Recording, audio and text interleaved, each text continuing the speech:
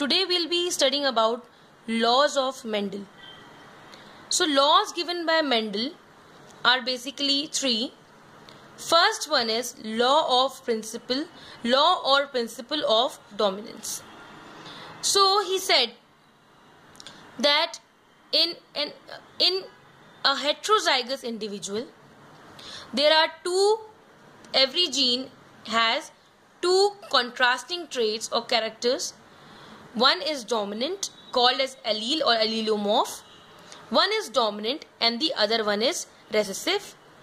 According to this law, dominant is, if the dominant is there, allele is there, it will always express, and the recessive will not be able to express until it is in the homozygous condition.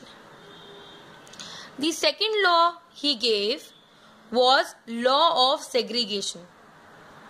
He said that during the gametogenesis, the allele during the gametogenesis and their transfer, the alleles separate, and they, for the further processing and to come back in the offspring.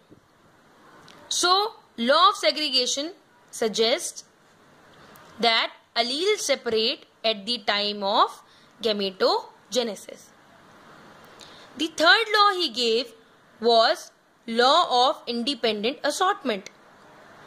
He said that assortment means random, coming together randomly.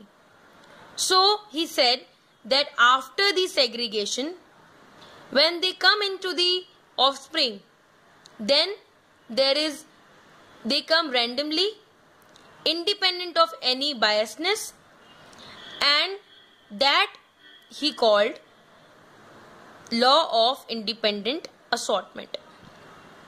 And we get variety of offspring with variety of traits.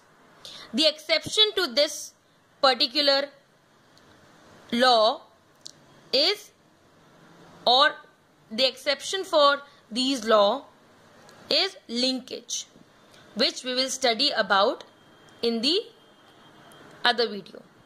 Just to give an idea, linkage